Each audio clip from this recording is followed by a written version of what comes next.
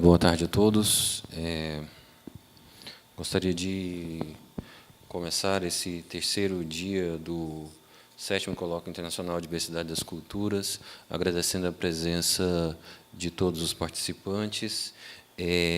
Hoje teremos na mesa, na programação, duas apresentações. E eu quero inicio essa primeira apresentação de hoje, apresentando o professor Tomás Sansón Corbo, da Universidade da República do Uruguai, um colega nosso que está aqui há alguns anos participando e contribuindo com o colóquio e contribuindo com o diálogo entre essas universidades. O professor Tomás Sansón Corbo tem uma produção sólida na área de História da Historiografia, na região do Cuenca, e ele vem, então, nos apresentar mais um resultado parcial de mais um dos trabalhos de pesquisas que ele vem desenvolvendo em torno de estudos comparativos entre essas historiografias de Uruguai, Argentina e principalmente Brasil. Então, mais uma vez, eu gostaria muito de agradecer ao professor Tomás pela sua presença, pela gentileza de ter aceitado a presença, e passo, então, a palavra para o senhor. Muito obrigado.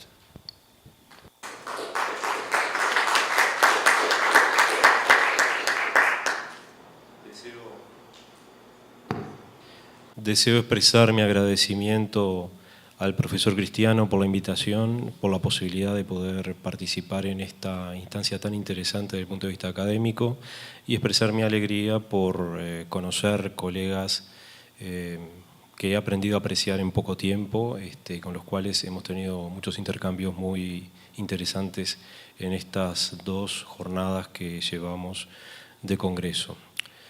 Intentaré hablar lentamente para que se me entienda. Si hay algún problema, levantan la mano y explico lo que sea necesario.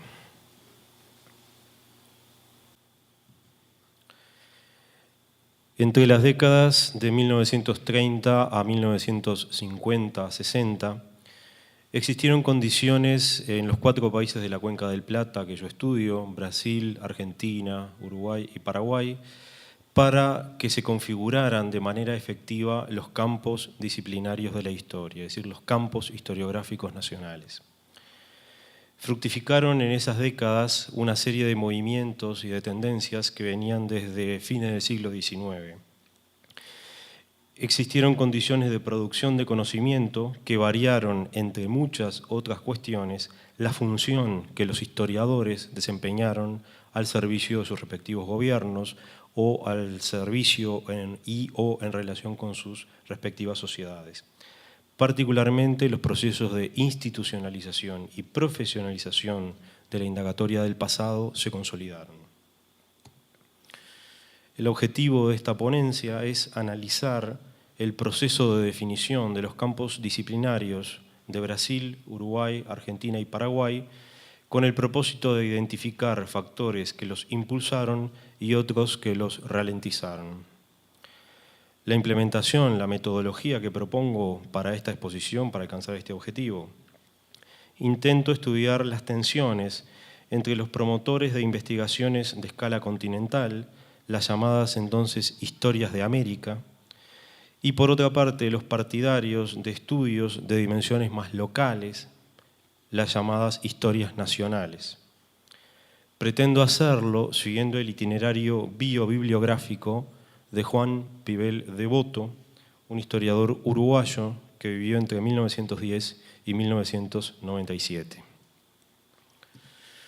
Una pequeña aclaración metodológica también. Esta investigación se basa en archivos epistolares, básicamente las relaciones de correspondencia que se establecieron entre autores como Pibel Devoto, Ricardo Levene, Emilio Ravignani, Max Fleius, Pedro Calmón y paraguayos como Efraín Cardoso, Antonio Ramos.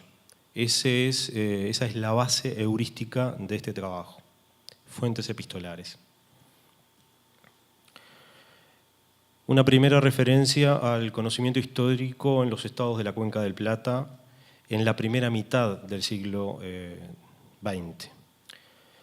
Alrededor del 900 emergieron en toda la cuenca paradigmas teórico-metodológicos que tendieron a normalizar, a establecer reglas que rigieron la indagatoria del pasado y que contribuyeron de alguna forma a consolidar la autonomía de la historia como ciencia social. Mojones fundamentales de este itinerario fueron básicamente tres. En primer lugar, la renovación técnica que implicó la utilización de manuales metodológicos elaborados en Europa. Me estoy refiriendo a Langlois, Señor-Vos, el propio Altamira, Bergheim.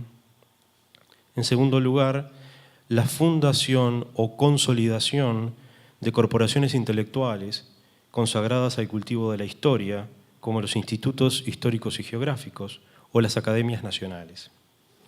En tercer lugar, la creación de centros universitarios dedicados a la formación de investigadores profesionales.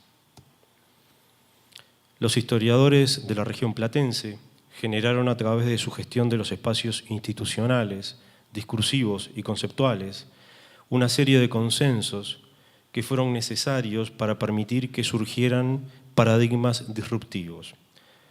Paradigmas que de alguna manera implicaron un cambio, una transformación de la vieja literatura histórica del siglo XIX a la ciencia social del siglo XX. Estas acciones transformaron profundamente las prácticas investigativas. Se impusieron criterios heurísticos y epistemológicos renovadores que propiciaron el advenimiento de las denominadas nuevas historias de la década de 1950 al 60. Unas breves palabras en referencia al historiador que nos sirve de excusa para estudiar este diálogo, este contrapunto entre la generación de historias de América, forma historiográfica que representa este paradigma disruptivo que simboliza este cambio metodológico al que me estaba refiriendo, y por otro lado, los partidarios de las historias nacionales, como es el propio Pibel, que constituyen de alguna manera una rémora, una ralentización de este proceso de transformaciones.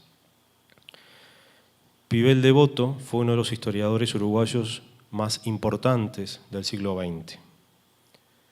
Militó en el Partido Nacional, también conocido como Partido Blanco de Uruguay, uno de los dos partidos tradicionales de mi país. En 1940 fue designado director del Museo Histórico Nacional, puesto en el que permaneció por 4 décadas. Ocupó importantes cargos públicos, entre los que se destaca la titularidad del Ministerio de Instrucción Pública y Previsión Social entre 1963 y 1967. ¿Me están comprendiendo? ¿Sí? Su producción historiográfica es abundante y está dispersa en libros, prólogos y multitud de artículos. Se ocupó especialmente de temas como el artiguismo, la vida, el pensamiento, la acción de José Artigas, el héroe máximo de Uruguay, los problemas limítrofes, la historia económica y política, el proceso emancipador y la consolidación del Estado y la nacionalidad uruguaya. En el periodo que estoy estudiando, décadas del 20-30 al 50-60, editó una serie de obras que son de carácter de historia diplomática e de historia política. Ustedes tienen ahí en pantalla algunos de esos libros. Deseo señalar simplemente Historia de los partidos políticos del año 1942, la Historia de la República Oriental del Uruguay en 1945 y Raíces coloniales de la Revolución Oriental de 1811. Pibel fue un intelectual en el sentido más amplio de la expresión, un historiador comprometido con su tiempo, trabajador incansable. Se consideraba a sí mismo un servidor del Estado y de la patria. Entre 1926 y 1959, su itinerario intelectual coincide en líneas generales con la evolución de las historias regionales, me refiero a lo de los países involucrados en el estudio, ¿verdad? Paraguay, Uruguay, Argentina y Brasil. Estas historias estaban en un ciclo de búsquedas, descubrimientos y realizaciones. Vamos ahora al centro de la cuestión, que yo lo titulo Entre los pueblos americanos y la historia de América. Como antecedente es necesario tener en cuenta que entre las décadas del 30 y del 40 se desarrollaron, en el marco de la doctrina del panamericanismo, diversos proyectos integracionistas y de intercambio cultural que respondían de alguna manera a esta política de la buena vecindad propugnada por Estados Unidos. A nivel historiográfico, que es lo que a mí en particular me interesa, hubo un movimiento internacional para intensificar, paralelamente a los estudios de carácter nacional, conjuntamente con las historias locales, las viejas historias de la patria, emprendimientos de mayor escala, investigaciones historiográficas de mayor escala. En particular, hubo algunas resoluciones de la Conferencia Interamericana de Consolidación de la Paz del año 1936 que estaban referidas a la revisión de textos escolares, donde se establecen algunas pautas interesantes para el quehacer historiográfico de la época. Se recomendaba a los gobiernos americanos, y ahí cito textualmente, adhirieran al convenio brasileño-argentino para la revisión de los textos para la enseñanza de la historia y de la geografía que se había firmado en Río de Janeiro en octubre de 1933. Del mismo modo, se sugería procuren adelantar motu propio la revisión de los manuales escolares empleados en cada país como aporte voluntario a la gran obra de formación espiritual de las generaciones futuras en un ambiente de paz y de buena inteligencia internacionales. Se establecían también algunas pautas para implementar de manera efectiva estos proyectos, estos objetivos.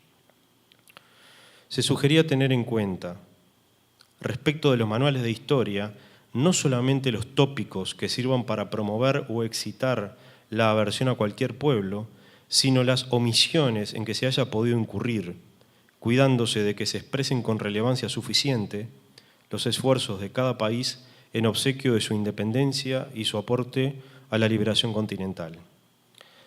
Las bien concebidas indicaciones, también había que tener en cuenta las bien concebidas indicaciones del plan de la Comisión Revisora de Textos de Historia y Geografía, bajo la presidencia de Ricardo Levene, con motivo de la Convención Argentino-Brasileña sobre la materia. Hay que tener en cuenta el contexto, hay que recordar el contexto de estas recomendaciones, ¿verdad? El fin de la Guerra del Chaco, en el año 35, el ascenso de los fascismos en Europa y el comienzo de la Guerra Civil en España. Todo esto, por supuesto, enmarcado en la política continental imperialista norteamericana. Se efectivizó de alguna manera una diplomacia de la historia que contribuiría de manera efectiva a dinamizar la articulación de los campos disciplinarios locales. Fue un periodo de intensos contactos y diálogos intelectuales que propiciaron la implementación de proyectos culturales muy significativos. Una de esas instancias que favorecieron la dinámica historiográfica, que favorecieron la movilidad docente, el intercambio de experiencias de investigación, fue el segundo Congreso Internacional de Historia de América, realizado en Buenos Aires en 1937. Este evento tenía un antecedente, un primer congreso que se había celebrado en Río de Janeiro en 1922. Fue una instancia de acercamiento, especialmente entre historiadores brasileños y argentinos, en la cual Ricardo Levene tuvo un protagonismo indiscutible. Por ejemplo, Levene entregó diploma de miembros correspondientes de la Junta de Historia y Numismática Americana a varios colegas brasileños, como Max Fleius, Ramís Galbao, entre otros. La Junta de Historia y Numismática Americana era la antecedente de la Academia Argentina de la Historia, ¿verdad? Entidad fundada por Mitre en 1893. Esta junta se transformará en 1938 en Academia Argentina de la Historia. La comisión organizadora del segundo congreso que presidía Levene obtuvo un apoyo muy importante, el del presidente de la República Argentina, Agustín P. Justo. Este apoyo oficial, institucional del gobierno, revela la importancia asignada por los gobiernos de la época a las políticas de la historia y a las políticas de la memoria. Todas las sesiones de este congreso, por ejemplo, se transmitieron a través de la radio oficial. No era un mero apoyo declarativo, era un apoyo concreto. Posteriormente se publicarían las actas en 6 tomos, lujosamente editados. La organización de este congreso tuvo 2 secciones generales por un lado y 23 secciones especiales por otro. Las secciones generales trabajaban sobre 2 ejes: concepto e interpretación de la historia de América y técnica de bibliografía y archivos. Y por otro lado, revisión de textos de historia americana y metodología de su enseñanza. Las 23 secciones especiales estaban dedicadas a cada una de las repúblicas americanas. Es interesante considerar los temas que se priorizaron. Bueno, prácticamente todas las formas del quehacer humano fueron tenidas en cuenta en esta reunión académica. Historia política, administrativa, constitucional, parlamentaria, económica, cultural, literaria, artística, militar, religiosa, diplomática, social e incluso numismática. La prioridad asignada a cuestiones heurísticas, a la enseñanza de la historia y por otro lado la diversidad de las temáticas, evidencian los cambios que se estaban procesando en los campos historiográficos de la región. Los viejos asuntos del siglo XIX, temas políticos, diplomáticos, militares y biográficos, perdían prioridad. Por supuesto que no desaparecieron, pero dejaban de ser prioritarios en la agenda historiográfica. Se adicionaban otros temas, otros asuntos de cariz social y perfil interdisciplinario. Estos temas estaban de alguna manera en sintonía con los avances del conocimiento histórico en Europa y América. Eran temáticas que estaban proclives a lo que podríamos denominar historia de las civilizaciones. Recordemos, como mero dato que vamos a mencionar después, que en el año 35, cuando se fundaba la Facultad de Filosofía de la USPI, fue contratado Fernán Brodel para dictar Historia de las Civilizaciones, justamente. O sea que no estamos hablando de un congreso particular, de una movida especial de los historiadores. Era un clima intelectual que se estaba respirando en toda América y en particular en la Cuenca del Plata. Obviamente que la preceptiva epistemológica la pautó Levene. Esta preceptiva estaba imbuida, estaba influenciada por paradigmas clásicos, pero también por otros modernos, por otros más contemporáneos. El evento, Levene lo concebía, esta es una cita textual de su discurso, el evento era una institución de orden pedagógica, porque a la luz de la verdad histórica defiende y preserva el patrimonio moral de sentimientos e ideales solidarios de los pueblos hermanos de América. La historia erudita, sigue hablando Levene, es el laboratorio de trabajo del investigador, pero el investigador moderno está obligado a preparar la síntesis, y esta noción de síntesis histórica, bandera de escuelas e historiadores de Europa, es la que estamos adoptando en preparación de la historia de naciones de este continente. Es evidente que en este concepto él tenía en cuenta los aportes de Henri Ver a principios del siglo XX, con su revista de síntesis histórica, o el opúsculo del propio Ver del año 11, La síntesis histórica, ensayo crítico y teórico. Pivel, porque recordemos que Pivel es quien nos permite seguir este itinerario, Pivel Devoto, el historiador uruguayo, fue invitado de forma particular por su carácter de académico correspondiente de la Junta de Historia y Numismática Americana, porque era miembro del Instituto Histórico del Uruguay. La delegación uruguaya fue una de las más numerosas por la proximidad geográfica en el evento. Se aprecia en la lista general de concurrentes que en la región platense se estaba produciendo un interesante relevo generacional. Participaron investigadores prestigiosos que superaban el medio siglo de vida, como Ravignani, Levene, Fleius, Azarola Gil o Buenaventura Caviglia, y otros más jóvenes que empezaban a destacarse, como Enrique de Gandía, Ricardo Caliet-Bois, Enrique Barba, Pedro Calmón, Juan Pivel Devoto, Justo Pastor Benítez, Efraín Cardoso y Julio César Chávez. Estos tres últimos paraguayos. El Congreso ofreció a los participantes la posibilidad de conocerse, interactuar y planificar proyectos comunes. Pivel en ese momento tuvo un rol secundario, fue un espectador. Concurrió con un propósito muy definido: conocer a los referentes internacionales de la disciplina y consolidar algunos vínculos que perdurarían con el tiempo. Otro de los aspectos centrales de esta historia de América e historia de los pueblos americanos fue un programa conocido como Cooperación Argentino-Brasileña para la Historia de América. Fue uno de los proyectos de intercambio intelectual más ambiciosos de la época, protagonizados por los gobiernos, no solo los historiadores, los gobiernos de Brasil y Argentina. Tuvieron dos manifestaciones interesantes estos acuerdos. Uno, comisiones revisoras de textos de enseñanza de historia y de geografía, y en segundo lugar, la creación de bibliotecas para publicar las obras de los respectivos países. Una titulada Biblioteca de Autores Brasileños traducidos al castellano y otra similar denominada Biblioteca de Autores Argentinos traducidos al portugués. Ediciones que se implementaron efectivamente entre 1933 y 1946. Se trataba de emprendimientos oficiales impulsados por los ministerios de Asuntos Exteriores de ambos gobiernos. Tenían el auspicio de la Junta de Historia y Numismática Americana de Buenos Aires y el Instituto Histórico y Geográfico Brasileño.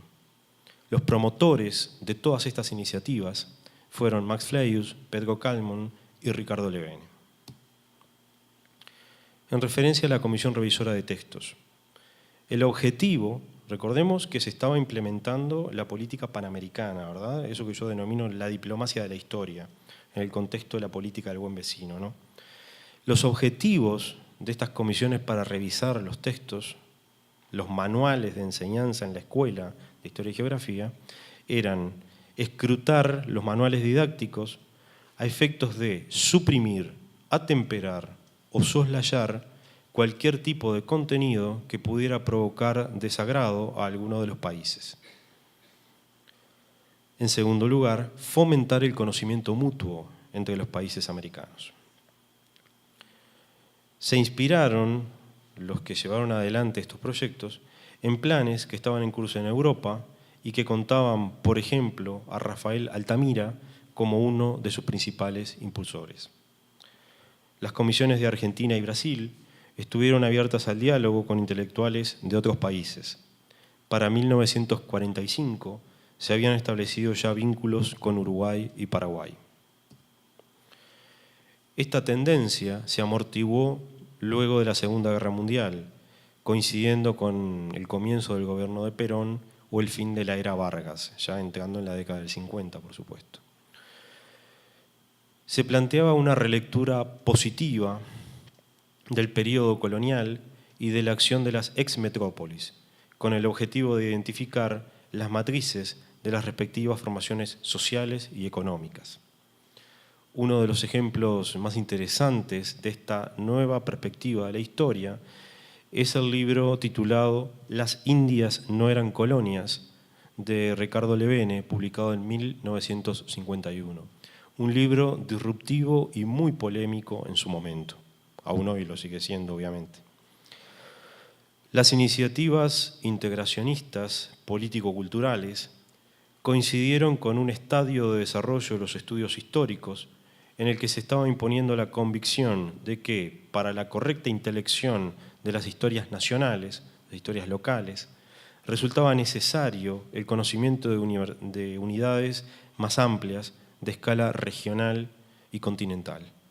Es decir, las viejas historias patrias, historias nacionales del siglo XIX, seguían vigentes, pero los nuevos paradigmas teórico-metodológicos estaban imponiendo la necesidad de contextualizar esas historias nacionales en un ámbito mayor para que fueran entendibles. Es decir, de alguna forma se estaba proponiendo superar la historia de Bauzá en Uruguay, de Mitre en Argentina, de Verhagen en Brasil o de Blas Garay en Paraguay. Ya no bastaba una historia de Argentina o una historia general del Brasil. Se necesitaba una historia de América para que esas historias de Brasil, del Uruguay, Paraguay o Argentina fueran inteligibles. Ricardo Levene y Max Fleius tuvieron en esta comisión revisora un protagonismo muy grande, una actitud proactiva para establecer diálogos internacionales más abiertos y fluidos con colegas de la región que cortaran el provincianismo historiográfico, que cortaran la historia de aldea o la historia de parroquia, como empezaron a concebir las historias meramente nacionales. Promovieron estudios de historia americana y permitieron de alguna forma contextualizar las historias nacionales para su mejor entendimiento. Sus prácticas resultaron funcionales a los objetivos de las políticas integracionistas y a la diplomacia cultural de sus gobiernos. Es cierto, es innegable, pero, y aquí lo que me interesa, resultaron útiles para el desarrollo de la historia como ciencia. Tuvieron de alguna manera un impacto positivo en el desarrollo de nuestra disciplina. Es muy ilustrativa en este sentido la labor realizada por Getúlio Vargas, tendiente a proyectar en América Latina la lengua portuguesa y la cultura brasileña, lo que podríamos llamar una diplomacia cultural del gobierno de Vargas.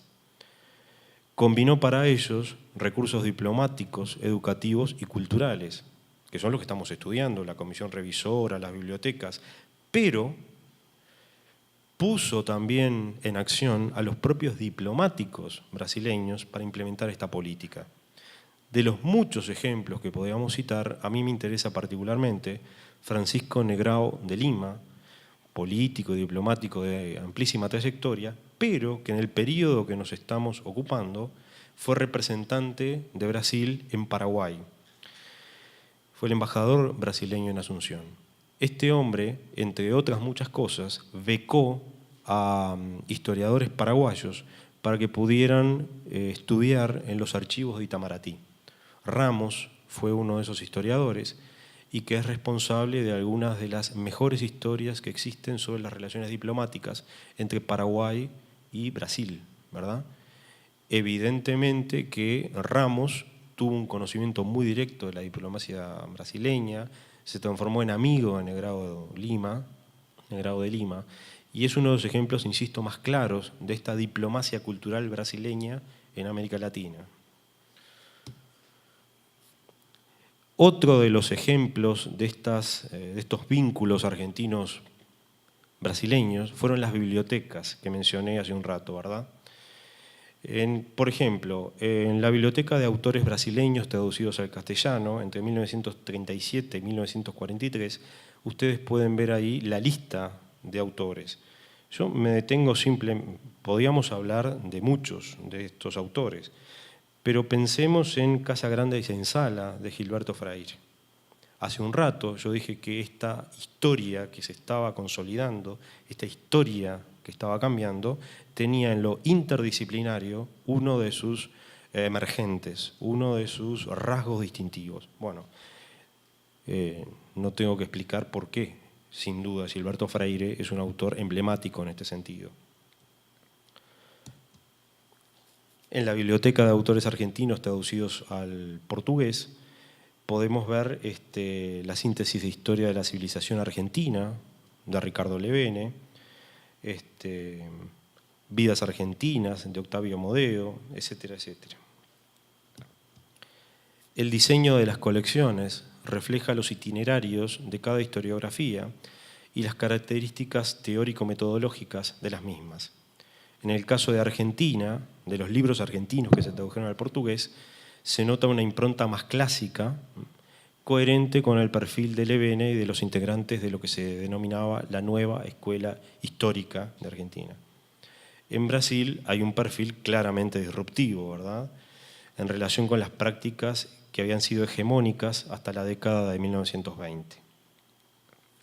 La labor de edición supuso un trabajo intenso de cooperación e intercambio. El vínculo establecido entre Freire y Levene, por ejemplo, resulta muy ilustrativo de esto. Existió entre ambos un contacto particularmente intenso entre 1941 y 1942, cuando el brasileño viajó a Buenos Aires con motivo de la edición de su obra en castellano. En el archivo particular de Ravignani hay muchas cartas de Freire que son bien interesantes porque muestran e ilustran el carácter de estos intercambios y de las redes intelectuales que se estaban entretejiendo. ¿Y qué pasó con Pibel Devoto, nuestro protagonista un tanto secundario, con toda esta movida de historias de América e historia de los pueblos americanos? En 1934, Pibel fue invitado a participar en un proyecto de la editorial Salvat de Barcelona, titulado Historia de América y de los pueblos americanos. Era dirigida, nada más ni nada menos, que por Antonio Ballesteros y Beretta. Pibel aceptó la invitación, firmó un contrato en 1936 y debía escribir un capítulo sobre el Uruguay independiente. Un capítulo que compartiría el mismo tomo con otro capítulo sobre el Paraguay independiente de Efraín Cardoso. El estallido de la Guerra Civil Española postergó por muchos años la ejecución del proyecto. El intercambio epistolar entre los editores de Barcelona y Pibel se renovó en 1940. Pibel demoró mucho la realización y entrega de su texto. Tuvo muchas dilaciones. Los editores estaban interesados en que la publicación se reactivara y empezaron a reclamarle a Pibel que entregara su borrador. El uruguayo prestó poca atención a este proyecto. Entregó el manuscrito recién en noviembre de 1945 y la publicación apareció en 1949. Parece extraño que en esta época un historiador de un país tan pequeño y marginal como Uruguay que recibiera esta invitación demostrara tan poco interés. Esto tiene que ver evidentemente con que Pibel era en algunos aspectos más un hombre del siglo XIX que del siglo XX, más atado a las historias estrictamente nacionales que a proyectos de mayor envergadura como estos de historia continental. La postergada entrega de su contribución estuvo vinculada seguramente a que dio prioridad a sus proyectos editoriales locales, proyectos editoriales en Uruguay. Básicamente la historia de los partidos políticos en Uruguay y la historia de la República Oriental del Uruguay. Pero no fue la única invitación que Pibel recibió para escribir en colecciones de carácter continental. Una de estas invitaciones, otra de estas invitaciones, le fue formulada por Ricardo Levene para su obra Historia de América. En 1939 se efectivizó esta invitación. Levene le pidió que escribiera un capítulo sobre Uruguay en su Historia de América. Para implementar este proyecto, el historiador argentino había logrado el concurso de prestigiosos autores como William Robertson de Estados Unidos, Calmón de Brasil, Zavala de México, Pastor Benítez de Paraguay, Dávila de Venezuela, Donoso de Chile y Alcides Arguedas de Bolivia. Se trataba de una obra muy ambiciosa. En la correspondencia le explica a Levene los alcances y las características de la obra. Levene le explica a Pivel. Esta obra tendría un enfoque global sobre la historia de cada país con el propósito de presentar una síntesis objetiva sin alterar la verdad histórica.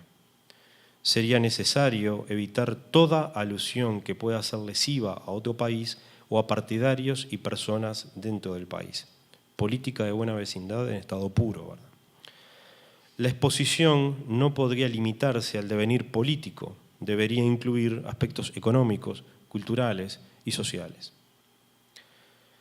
Lineamientos similares a los planteados en el marco de los convenios en curso entre Brasil y Argentina, relativos a la enseñanza de la historia, publicación de traducciones, como vimos en la biblioteca, ¿verdad? Estos lineamientos no eran originales de Levene para esta obra. Aparecían en su discurso de apertura del Congreso del 37, aparecían en los documentos de las comisiones revisoras de texto y aparecían también en las fuentes que ilustran sobre cómo fue el proceso de publicación de las bibliotecas de autores brasileños en castellano o de autores argentinos en portugués. Es un argumento recurrente en el Levene de esta época. La colaboración sobre Uruguay había sido encargada originalmente a Mario Falcao Espalter, que era amigo personal de Levene, pero este historiador no pudo cumplir con su cometido por razones de salud. Pivel fue invitado en segunda instancia y aceptó. Entre diciembre del 39 y enero del 40 se sucedieron varias notas de Levene urgiéndole a Pivel que enviara el texto. El uruguayo no respondió a ninguna de esas cartas y en marzo de 1940 la paciencia del argentino se acabó. En una carta muy dura cancela el proyecto, cancela el pedido porque habían vencido, argumentaba Levene, todos los plazos editoriales establecidos por contrato. No están claros los motivos del incumplimiento de Pivel, pero evidentemente son similares a los motivos por los cuales había dilatado la entrega del capítulo sobre Uruguay independiente en la colección de Ballesteros y Beretta. Seguramente estaba muy ocupado por consolidar una posición en el incipiente campo historiográfico uruguayo. Además, en los meses en que se da el intercambio de correspondencia con Levene, se estaba procesando su candidatura para ser director del Museo Histórico Nacional en Uruguay. Digo, realmente fue toda una movida política por parte de dirigentes del Partido Blanco de Uruguay para que Pivel fuera colocado en este cargo.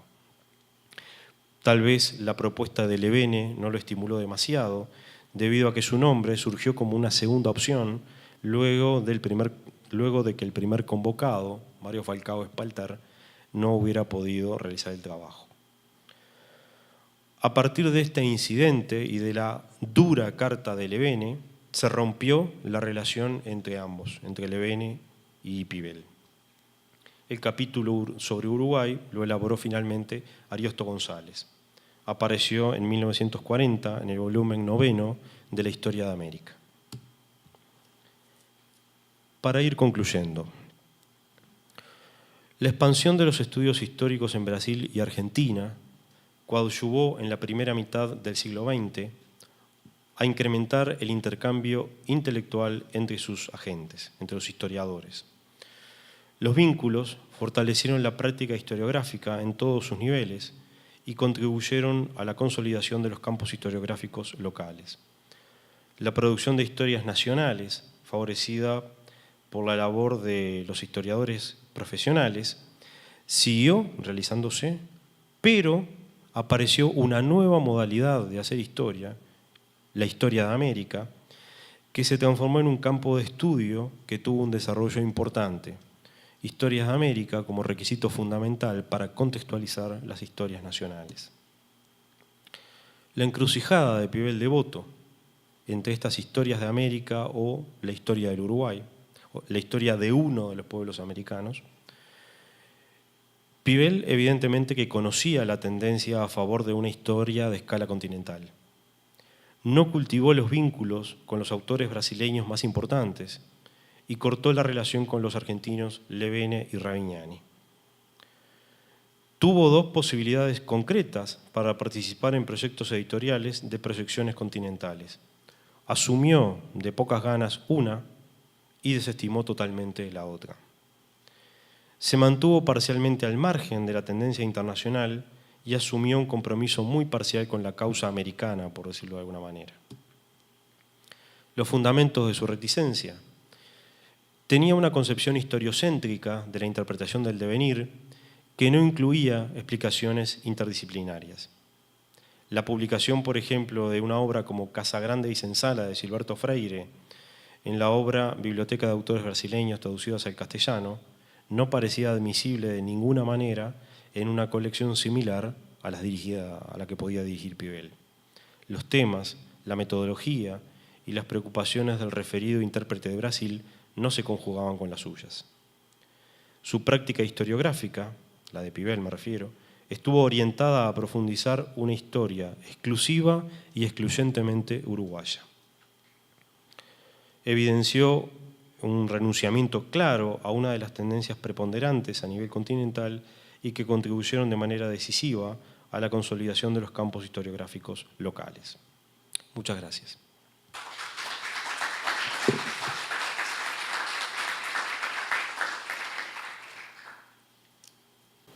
Se algum colega tiver pergunta, por favor, elabore. Enquanto isso, eu farei aqui, a título de provocação, Tomás, duas perguntas para você. A primeira é sobre... a mim me gostaria de ouvir-te um pouco mais sobre a concepção de enseñanza de historia. Si usted tiene material específico de los manuales de enseñanza de historia del Uruguay.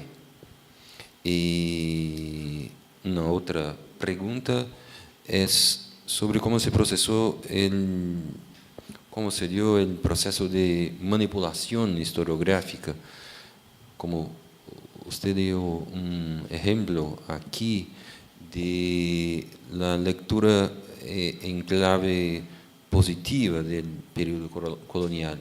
Bueno, hay un ejemplo más claro en la historia del Uruguay sobre este tipo de lectura, de manipulación, de uso en beneficio de ese proyecto de una historia de Panamérica. Sí. Gracias. Bien. Con respecto a los manuales de enseñanza, ¿tú planteabas si yo escribí algo sobre el tema? Bueno, sí. Sí, concretamente acabo de publicar un capítulo que se titula El espejo porteño, visiones y revisiones de la historia argentina por parte del Uruguay. Y en ese libro, de alguna manera, intento hacer un recorrido de cómo la historiografía nacionalista uruguaya analiza, estudia hechos, acontecimientos y procesos argentinos.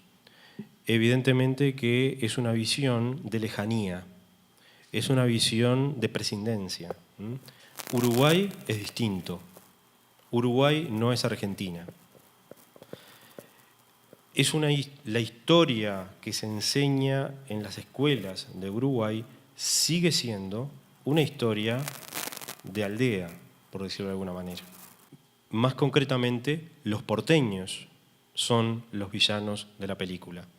Estos manuales uruguayos de alguna manera reproducen la historia que Pivel Devoto escribió hace 70 años.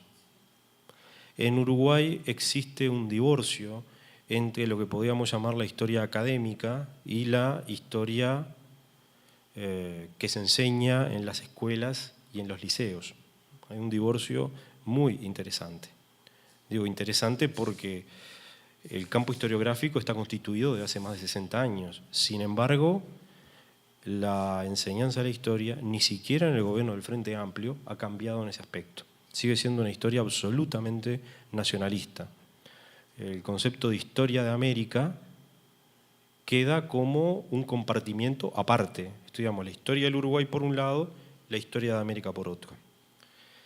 También he trabajado sobre las representaciones de la Guerra de la Triple Alianza en los manuales de historia de Uruguay y de Argentina. Y bueno, fue un estudio que hice con los manuales que se publicaron de fines del siglo XIX hasta la década de 1930 aproximadamente. Y en esos manuales de historia, argentinos y uruguayos, se nota una vez más el predominio de la historiografía nacionalista. Concretamente, los manuales argentinos tienen una impronta liberal y mitrista muy clara. Argentina, Uruguay y Brasil, la triple alianza contra el Paraguay, fueron a liberar al pueblo paraguayo del tirano Francisco Solano López. Esa es, de alguna manera, la idea que se refleja en los manuales argentinos sobre la guerra de la Triple Alianza y sobre la historia del Paraguay, ¿verdad? En el caso de los manuales uruguayos, la situación es un poco más atemperada. ¿Por qué? Y bueno, porque en Uruguay se vivió una situación muy particular. Uruguay en 1888 devolvió los trofeos de guerra al Paraguay y le condonó la deuda de guerra. Entonces se estableció un vínculo muy amistoso entre Paraguay y Uruguay a partir del gobierno de Máximo Santos, ¿no? Y, bueno, Máximo Santos en Uruguay, Bernardino Caballero en Paraguay. Entonces, ¿cómo se trata el tema de la guerra del Paraguay en los manuales uruguayos? Se la elude, justamente por esas buenas relaciones diplomáticas y culturales que a partir de la década del 80 se restablecieron entre los dos países, se procuró dejar de lado este conflicto por los odios que podía de alguna forma hacer renacer, ¿verdad? En cuanto a los manuales, es eso lo que te puedo decir de los estudios que yo he realizado. La segunda pregunta tenía que ver con la manipulación historiográfica de la historia colonial, lo que tú me preguntabas. Bueno, de alguna forma el discurso de Pibel Devoto y de la historiografía nacionalista en Uruguay es una interpretación descontextualizada. Pongo un ejemplo para que se me entienda. Francisco Bauzá, que fue, digamos, el Varhagen uruguayo, Francisco Bauzá, cuando estudia los pueblos prehispánicos en Uruguay, o sea, las poblaciones autóctonas, los charrúas, los denomina los primitivos uruguayos. Los charrúas son presentados por la historiografía nacionalista, Bauzá en este caso, pero también lo hará Pibel posteriormente, como proto-uruguayos. Uruguayos antes del Uruguay. Circunscribe geográficamente a este pueblo en los límites actuales del Uruguay. Como que los charrúas, que era un pueblo nómade obviamente, no transitaran por lo que hoy es Río Grande do Sul o no transitaran por lo que es la provincia de Entre Ríos en Argentina. Hay una uruguayización de la historia prehispánica. ¿Qué te puedo decir con la historia hispánica? Obviamente hay una interpretación en clave también nacionalista de la presencia española en Uruguay. Concretamente, los españoles parecen algo así como los precursores de la nacionalidad uruguaya. Los criollos, ¿no?, orientales van a ir generando durante el tiempo de dominación española un sentimiento de autonomía que se va a transformar en independentista cuando aparece esa figura emblemática de José Artigas. Artigas es el héroe máximo del Uruguay, absolutamente transpartidario. Desde la extrema izquierda hasta la extrema derecha, Artigas es reivindicado como fundador del Uruguay, produciendo lo que es una manipulación, una tergiversación grosera de la actividad de Artigas. Artigas era un caudillo federal, ¿no?, que actuaba dentro del marco de lo que se conocería como Provincias Unidas en aquella época o como Argentina posteriormente. Pero los historiadores uruguayos lo han uruguayizado a Artigas. Es evidente que la historia académica ha intentado desde hace décadas poner en cuestión estos mitos, esta interpretación tan grosera de la historia colonial uruguaya como preparación para la emergencia de una nacionalidad que estaba predestinada de los tiempos de los indígenas a surgir. Pero el problema de Uruguay es el problema que tienen muchas historiografías de los países americanos. Los historiadores nos leemos entre historiadores. Y esos discursos profesionales, científicos, no han logrado permear a los cuerpos docentes, por ejemplo, de la enseñanza primaria o la enseñanza secundaria. Hay un detalle que no es menor. En Uruguay, los docentes, los maestros de la escuela o los profesores de secundaria no se forman en la universidad. Se forman en un instituto de profesorado, instituto de profesores, que es administrado por el gobierno. No es una entidad autónoma como la Universidad de la República. Los investigadores, los historiadores en Uruguay nos formamos en la universidad. Los profesores de secundaria o los maestros de la escuela primaria se forman en una institución que no tiene autonomía técnica ni política. ¿Se comprende? Eso tiene que ver también con la falta de diálogo que existe. No sé si te contesté. Mais alguma pergunta? Jane. Bom, boa tarde a todos e a todas. Tomás, felicitaciones por tu ponencia, aprecié mucho. Y la minha pergunta es sobre la presencia portuguesa en la banda oriental, en el Uruguay colonial, cómo la presencia portuguesa era interpretada por la historiografía uruguaya del siglo XIX y si estas iniciativas que empezaron en la historia de América hizo un cambio en la interpretación de la presencia portuguesa. En 1817, el presbítero Dámaso Antonio Larrañaga, que escribiera una historia del Uruguay. Fue la primera historia que se escribió sobre el Uruguay, con criterios muy parecidos a los de el de Anfunes en Argentina, digo para que los argentinos me entiendan. Una historia muy en el contexto de la década del 10, ¿verdad? Bueno,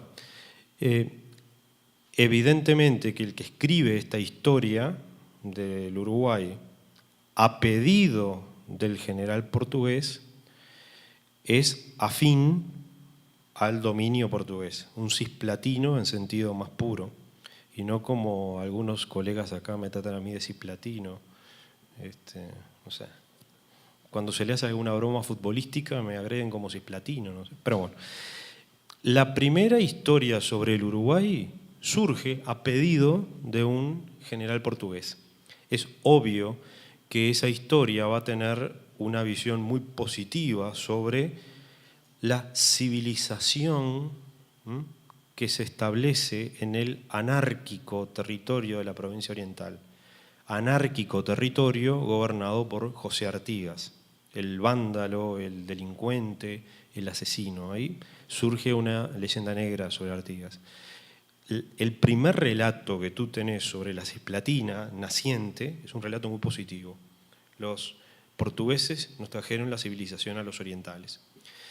Obviamente después viene la guerra entre las Provincias Unidas y de Brasil, con un resultado muy particular.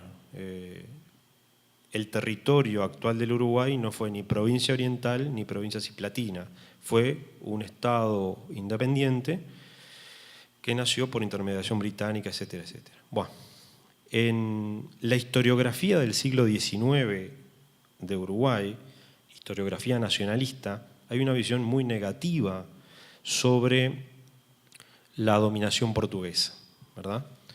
En particular porque fueron quienes derrotaron a Artigas, el héroe uruguayo, el mártir de la patria, de la nación, etcétera, etcétera. En el siglo XIX, la historia sobre la provincia cisplatina se soslaya. En el siglo XX se soslaya. ¿Por qué? Y porque es coherente con todo esto que estamos hablando, la política de buena vecindad. Se empieza a escribir una historia absolutamente uruguaya que tiene ahí un espacio vacío. El tiempo de la provincia cisplatina apenas se lo menciona como preámbulo para la guerra que llevará finalmente a la independencia del Uruguay. Tendrá que pasar la década de 1950 para que aparezca algún ensayo del propio Pibel justamente como sobre la provincia cisplatina. Hasta hoy son muy pocos los trabajos que hay en Uruguay sobre este periodo. En el siglo XIX tenés el primer texto positivo, porque fue pedido por el dominador, digamos, luego la historiografía uruguaya en versión muy negativa, y en el siglo XX se soslaya el tema. Prácticamente no aparece en los trabajos más interesantes, más importantes de la historiografía uruguaya.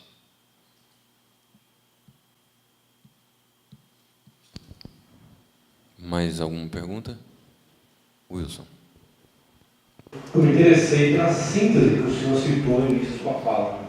O senhor disse que o Juan Piero Devoto, em certo momento, estava num contexto de produção de síntese. Eu queria saber qual é esse tipo de síntese, porque ao me deparar com Pedro Calmon, Oliveira Viana, Cristina Cunha e Gilberto Freire, autores que eu tenho me ocupado no momento para poder esclarecer o meu objeto, que é um intelectual Fernando Azevedo, ele também trabalha com síntese. Síntese do Brasil. Qual é a síntese que esse autor trabalha? Qual a forma que ele pensa essa síntese do Uruguai? En Uruguay no se maneja prácticamente este concepto de síntesis histórica porque lo que se hace es nada más que una historia panorámica de carácter político, económico y social. No es un relato en el cual de manera armónica interactúen todos los factores que explican el devenir, porque eso de alguna forma sería el concepto de síntesis histórica al cual apuntaba a ver y que retoma Levene, ¿verdad? El concepto de Pibel Devoto y de los nacionalistas uruguayos es de una historia política, política, diplomática, con algunos elementos sociales y de otra índole, ¿verdad?